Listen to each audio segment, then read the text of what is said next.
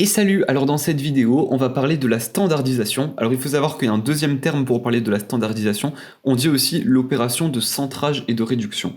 Alors pour ça, dans cette vidéo, on aura ce fichier Excel, d'ailleurs vous pouvez le télécharger, hein, le lien il est dans la description, et j'ai déjà tout préparé, comme ça évite de perdre un peu de temps sur la vidéo.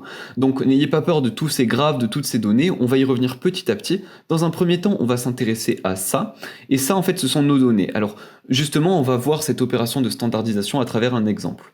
Alors, notre exemple, il est ici, et on va imaginer en fait une usine qui produit des bonbons, et donc cette usine, elle possède plusieurs machines qui produisent des bonbons, et on a 9 machines qui produisent entre 3400 et 3600 bonbons, 17 machines qui produisent entre 3600 et 3800 bonbons, 31 machines entre 3800 et 4000 bonbons, etc., etc.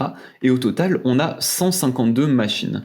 Alors un autre petit truc qui est précisé dans l'énoncé, c'est que cette distribution de machines, elle suit une loi normale. Alors pour être un peu plus explicite, je vous propose qu'on regarde ce premier histogramme. Alors c'est tout simplement l'histogramme qui correspond au nombre de machines par rapport au nombre de bonbons. J'ai pas mis le titre, hein, j'avoue que j'ai eu la flemme. Pareil pour les axes, mais si vous avez un histogramme à faire, surtout mettez les axes, hein. D'ailleurs on avait vu comment faire un tel histogramme, il y a pas mal de vidéos déjà, donc si vous êtes intéressé sur comment le faire, je vous invite à regarder cette vidéo. Donc du coup là on remarque bien qu'on a entre 3400 et 3600 bonbons qui sont produits par 9 machines. Alors là c'est la densité, donc je vais pas trop expliquer ce que c'est, mais globalement dites-vous que c'est un peu comme si j'avais les effectifs à gauche. En tout cas ça change pas la hauteur des bandes de l'histogramme, ils sont toujours à la bonne hauteur que j'ai la densité ou que j'ai l'effectif. Bon, etc., etc. Et donc dans l'énoncé, étant donné qu'on nous dit que cette distribution suit une loi normale, la distribution donc c'est le truc en vert, et par-dessus en rouge j'ai ajouté la loi normale, donc c'est celle-ci, alors j'ai fait ça avec XLStat, hein, et du coup on voit en effet que cette distribution elle ressemble à la loi normale.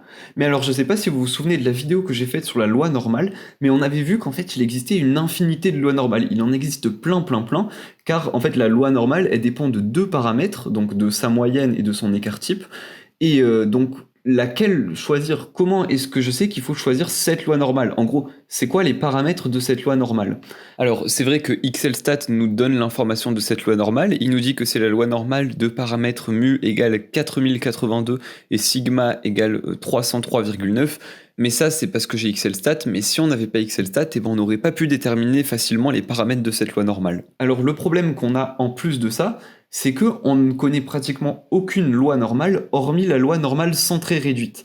Alors du coup, ce qu'il va falloir faire, c'est que nos données ici, au lieu de chercher les valeurs de cette loi normale-là, on va décaler nos données de manière à ce qu'elles collent parfaitement à une loi normale.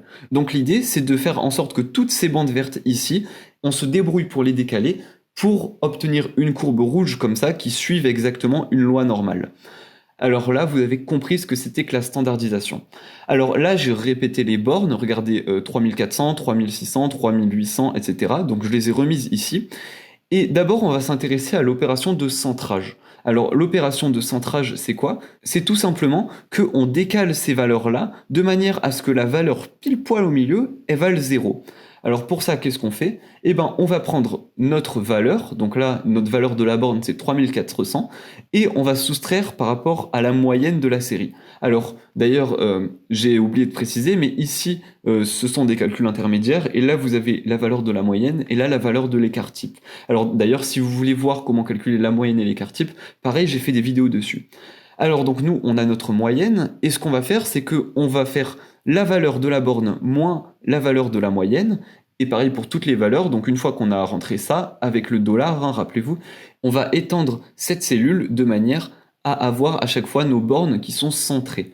Alors là, le 3400, il va se transformer en moins 681, donc regardez, c'est ce deuxième histogramme ici, donc moins 681, il est par là. Ensuite, la deuxième borne, au lieu que ce soit 3600, donc cette borne-là, au lieu que ce soit 3600, on l'a centrée, donc on l'a décalée finalement en moins 481, donc là on aurait moins 481, là moins 281, donc moins 281 c'est proche de 300 et on voit bien qu'on est à moins 281, etc., etc. Et donc finalement, là si j'avais zoomé sur cet histogramme, on se rendrait compte que la valeur pile poil au milieu ici, ce serait 0. Donc là, vous voyez que l'opération de centrage, finalement, elle sert à décaler les données de manière à ce que les données elles soient au milieu, elles soient centrées en 0. Alors justement, c'est cool parce que la loi normale, on sait aussi qu'elle est centrée en 0. Donc là, notre opération de centrage, elle est faite. D'ailleurs, là, pour la loi normale associée à cette série de données, on voit que XLStat nous dit que son paramètre mu vaut 0. Donc ça veut dire que la loi normale, elle est bel et bien centrée, et donc on a réussi à centrer nos données comme il faut. Maintenant, alors la standardisation, c'est l'opération de centrage et de réduction, donc il va falloir aussi réduire les données. Alors dans un premier temps, je vous propose de voir qu'est-ce que c'est que réduire des données. Alors on va reprendre notre histogramme 1 qui était ici, et cette fois on va réduire. Alors pour réduire, qu'est-ce qu'on fait? Eh ben on va diviser par la valeur de l'écart type, on divise par sigma. Alors ça a pour effet deux trucs. Déjà, ça va resserrer les données entre elles, et ensuite ça va supprimer l'unité. Alors là, c'est un nombre, donc il n'y a pas d'unité, mais imaginez que c'était des salaires, 3400 et 3600 euros. Étant donné que je divise par l'écart type aussi, il aurait été exprimé en euros, et bien dans ce cas, euro divisé par euro, on n'a plus d'unité. Et donc ça, c'est cool, ça veut dire qu'on va pouvoir comparer ces données entre elles. Enfin, le fait qu'il n'y ait pas d'unité, c'est vraiment un truc chouette. Donc finalement, cette opération de réduction, on a dit qu'elle resserrait les valeurs entre elles, et en effet, regardez, là par exemple, on avait 2000 de différence entre 3400 et 3600. Entre 3400 et 3600, on avait 2000 de différence. Tandis que là, regardez, on est entre 11, alors 3400 c'est devenu 11,22, 3600 c'est devenu 11,88. Donc finalement, vous voyez qu'on a à peine 0,66 entre cette valeur et cette valeur. Donc ça a vraiment rapproché les valeurs entre elles, et accessoirement, ça a aussi rapproché les valeurs de 0. Donc cette opération de réduction, voilà, vous voyez à quoi elle ressemble finalement. Elle rapproche toutes les valeurs entre elles, et elle les rapproche aussi de 0, mais sans les centrer, hein. Ça c'est l'opération de centrage qui met les valeurs en 0, et elle enlève aussi l'unité. Et là regardez, on voit que l'opération de réduction elle a bien fonctionné, puisque si on regarde le paramètre sigma de la loi normale associée à cette série de données, eh ben il vaut 1,003, donc autrement dit il est très proche de 1, et 1 ça veut dire qu'on est en présence d'une loi normale qui est réduite. Donc finalement cette réduction elle a bien fonctionné. Alors maintenant, l'opération de standardisation, c'est quoi? C'est l'opération de centrage et de réduction, c'est-à-dire que on va centrer nos valeurs et on va les réduire. Autrement dit, on prend notre valeur, on la soustrait par la moyenne, donc on va centrer cette valeur, et puis on va la réduire en la divisant par sigma, donc en la divisant par la valeur de l'écart type qui est ici. Donc pareil, hein, vous faites ce calcul, vous étirez la cellule, et donc vous aurez toutes ces valeurs. D'ailleurs, on aurait pu diminuer le nombre de chiffres après la virgule, et finalement, vous allez vous retrouver avec un histogramme comme celui-ci. Alors cet histogramme, il est vraiment cool, puisque regardez, si j'applique la loi normale au-dessus de cet histogramme, donc la loi normale qui correspond à ces données-là, eh ben, on remarque deux trucs. Déjà, elle est centrée en 0, c'est-à-dire que au point 0, elle atteint un maximum, donc elle est symétrique de part et d'autre de 0. Et en plus, regardez, elle admet un maximum en 0,4.